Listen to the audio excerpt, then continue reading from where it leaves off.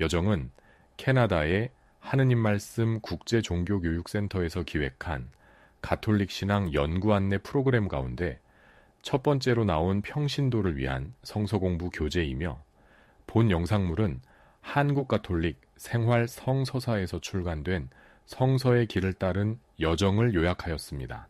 이 교재는 교회에서 보편적으로 받아들여지는 연구 결과에 바탕을 둔 표준적인 이론들과 주석을 채택하였습니다. 창세기 21장 22절에서 34절까지에서 아브라함은 약속의 땅 브엘세바에 도착한다. 그는 점차 이웃들에게 명망과 존경을 얻어 왕이 그를 동등한 신분으로 대하게 된다. 성서봉독 창세기 21장 22절에서 34절. 그때 아비멜렉이 군사령관 비고를 데리고 아브라함을 찾아와 제안하였다. 당신이 무슨 일을 하든지 하느님께서는 함께 해주십니다. 그러니 이 자리에서 하느님을 증인으로 삼고 맹세해 주십시오. 나와 내 혈육 일족을 배신하지 않겠다고 말이오. 내가 당신에게 신의를 지켰듯이 당신도 당신이 정착해 사는 이곳 사람들과 내게 신의를 지키겠다고 하여 주십시오. 예, 맹세하지요. 하고 승낙하고 나서 아브라함은 아비멜렉의 종들이 자기의 우물을 빼앗은 일을 따졌다. 그러자 아비멜렉은 누가 그런 짓을 했는지 나는 모르오. 당신도 말씀해 주신 적이 없었고 오늘날까지 그런 말을 들어 본 일도 없습니다. 하고 대답하였다. 아브라함은 양과 소를 끌어다가 아비멜렉에게 주었고 두 사람은 계약을 맺었다. 그리고 아브라함이 어린 암양 7마리를 가려내자 아비멜렉이 아브라함에게 물었다.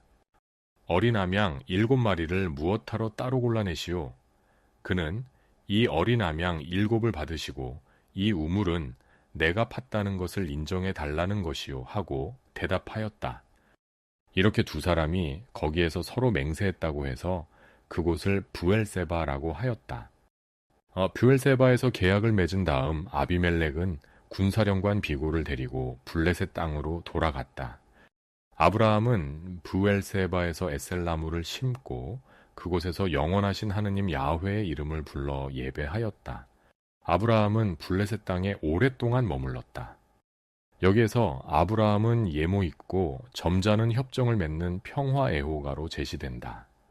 성서 저자는 약속들과 그 약속들을 실현시키기 위한 인간적인 시도들을 장황하게 기술한 다음에 곧바로 약속의 아들 이사학의 탄생으로 이 약속들이 완성되었음을 기술하였다. 그는 더 이상 말할 것이 아무것도 없는 듯한 인상을 독자들에게 남겨두었다.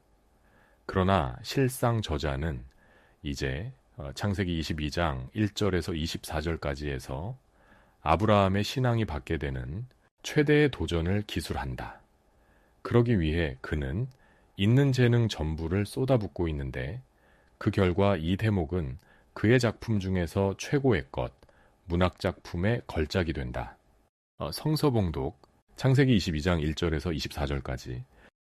이런 일들이 있은 뒤에 하느님께서 아브라함을 시험해 보시려고 아브라함아 하고 부르셨다. 어서 말씀하십시오 하고 아브라함이 대답하자 하느님께서는 이렇게 분부하셨다. 사랑하는 내 외아들 이사학을 데리고 모리아 땅으로 가거라. 거기에서 내가 일러주는 산에 올라가 그를 번제물로 내게 바쳐라. 아브라함은 아침 일찍 일어나 나귀의 안장을 얹고 두 종과 아들 이사학을 데리고 제물을 사를 장작을 쪼개가지고 하느님께서 일러주신 곳으로 서둘러 떠났다. 길을 떠난 지 사흘 만에 아브라함은 그 산이 멀리 바라보이는 곳에 다다랐다. 아브라함은 종들에게 너희는 나귀와 함께 여기에 머물러 있거라. 나는 이 아이를 데리고 저리로 가서 예배드리고 오겠다 하고 나서 번제물을 살을 장작을 아들 이사학에게 지우고 자기는 불씨와 칼을 챙겨들었다. 그리고 둘이서 길을 떠나려고 하는데 이사학이 아버지 아브라함을 불렀다. 아버지, 얘야 내가 듣고 있다. 아버지, 불씨도 있고 장작도 있는데 번제물로 드릴 어린 양은 어디 있습니까? 얘야, 번제물로 드릴 어린 양은 하느님께서 손수 마련하신단다. 말을 마치고 두 사람은 함께 길을 떠나 하느님께서 일러주신 곳에 이르렀다. 아브라함은 거기에 제단을 쌓고 장작을 얹어놓은 다음 아들 이삭을 묶어 제단 장작 더미 위에 올려놓았다. 아브라함이 손에 칼을 잡고 아들을 막 찌르려고 할 때 야훼의 천사가 하늘에서 큰 소리로 불렀다. 아브라함아, 아브라함아, 이어서 말씀하십시오. 아브라함이 대답하자 야훼의 천사가 이렇게 말하였다. 그 아이에게 손을 대지 말라. 머리털 하나라도 상하지 말라. 나는 네가 얼마나 나를 공경하는지 알았다.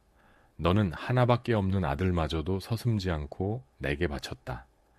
아브라함이 이 말을 듣고 고개를 들어보니 뿔이 덤불에 걸려 허우적거리는 수양 한 마리가 눈에 띄었다.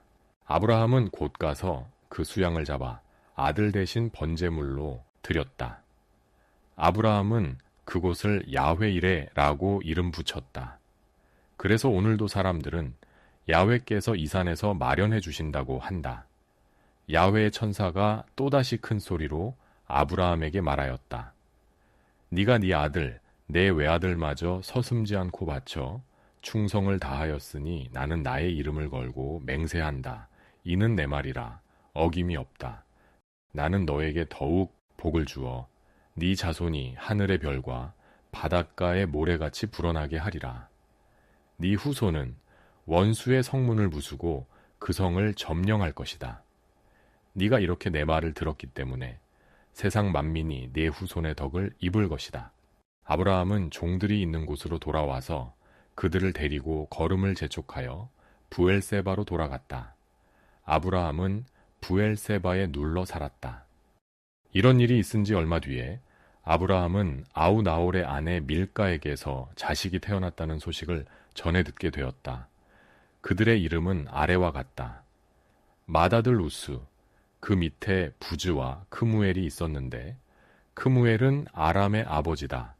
또 케셋, 하조, 빌다스, 이들랍, 부드엘이 있었는데 부드엘에게서 리브가가 태어났다. 이렇게 밀가가 아브라함의 아우 나홀에게 낳아준 아들은 모두 8이었다.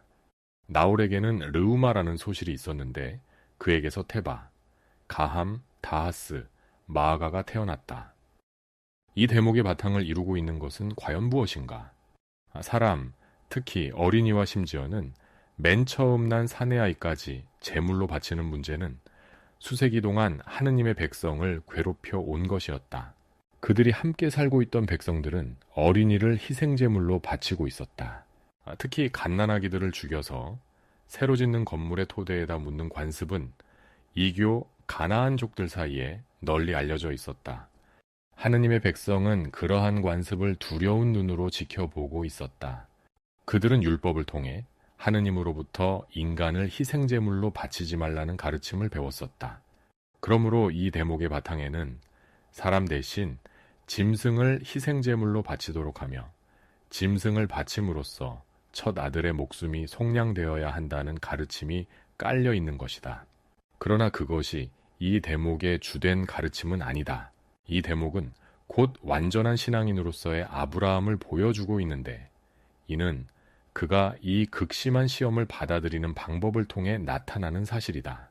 저자는 하느님이 제 아무리 당신의 약속에 배치되는 것으로 생각되는 명령을 하신다 하더라도 그 약속을 어떻게든 지키시리라고 믿고 있는 아브라함을 그리고 있다.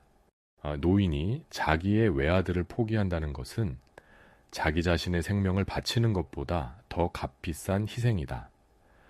전통적으로 이 대목에서 성부의 외아들, 그리스도의 희생의 표상을 도출해 내온 데는 그만한 이유가 있다. 창세기 23장 1절에서 20절까지 해서 아브라함은 무덤 하나를 사들임으로써 현명하게 약속의 땅에다 하나의 발판을 마련한다. 이제 창세기 25장 7절에서 11절까지 해서는 아브라함의 죽음과 그가 아내 사라의 곁에 묻히게 된 것을 기록한 짤막한 구절이 나온다. 아브라함의 임종기사 전후로 그의 수많은 자손들이 열거되고 있다. 성서봉독 창세기 25장 7절에서 11절 아브라함은 175년을 살았다. 아브라함은 백발이 되도록 천수를 누리다가 세상을 떠났다. 아들 이삭과 이스마엘이 그를 막벨라 동굴에 안장하였다. 그 동굴은 헷사람 소할의 아들 에브론의 밭에 있었는데 이 밭은 마므의 동쪽에 있었다. 아브라함은 헷 사람들에게서 사들인 이 밭에 아내 사라를 안장했었는데 이제 자신이 그 옆에 눕게 된 것이다. 아브라함이 죽은 뒤에 하느님께서는 그의 아들 이삭에게 복을 내리셨다. 이삭은 라하이로의 우물이 있는 곳에 머물러 살았다. 문학적인 관점에서 볼 때 이삭은 아브라함과 야곱을 잇는 교량이 되고 있다. 이삭에 관한 자료는 거의 모두가 그의 아버지 아브라함이나 그의 아들 야곱과 결부되어 제시되고 있다.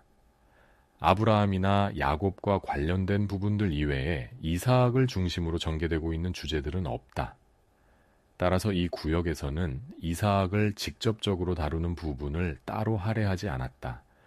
잠깐 생각해 봅시다. 신앙인의 아버지라 불리는 아브라함의 파란만장한 삶을 통해 그의 삶이 바로 우리 신앙인의 삶의 원형임을 알게 되었을 것이다. 이제 아브라함의 삶을 돌아보면서 신앙인의 참 삶이 무엇인지 생각해보자. 우선 신앙인의 삶은 하느님의 부르심에 대한 무조건적인 응답의 삶이다. 아브라함은 하느님의 부르심에 복종함으로써 오늘날 우리에게 신앙이 무엇인가를 보여준다. 그가 받은 부르심은 어디에서 떠나 어디로 가라는 명령이었고 그는 하느님의 축복의 말씀을 믿고 떠났다. 이 단순한 순종의 행위에 의해서 아브라함은 신앙의 아버지가 되었다. 다음으로 신앙인의 삶은 정화되어가는 과정이라는 것이다. 아브라함의 신앙이 온갖 시련을 통해 순수해져가는 과정은 부름받은 자가 받는 축복이 결코 감미롭기만 한 현세적 특권은 아니며 고달픈 과제여 많은 고뇌와 시련을 요구하는 것임을 말해준다. 우리의 신앙도 시련과 고뇌를 극복함으로써 순수하게 정화되어 가는 것이다. 또한 신앙인의 삶은 타인에게 도움이 되는 삶이다. 아브라함에게 약속한 축복의 내용에는 그가 다른 사람들에게 축복이 되리라는 사실이 들어있다. 즉, 세상이 구원받을 수 있게 하는 책임과 사명이 신앙인의 삶에 주어져 있는 것이다. 신앙인의 삶은 기다림의 삶이기도 하다. 아브라함은 믿기 어려운 하느님의 약속만을 끝까지 기다리며 살았다. 하느님의 약속이 불확실하고 인간적으로 불가능해 보이더라도 신뢰를 잃지 않고 그 약속을 소망하며 기다리는 것이 신앙이다. 아브라함의 신앙과 순종의 정신을 본받아 오늘도 우리를 부르시고 축복하시는 하느님을 신뢰하며 응답하는 삶이 되어야겠다. 다음 영상물에서 계속 이어집니다. 구독 신청으로 함께 해주세요.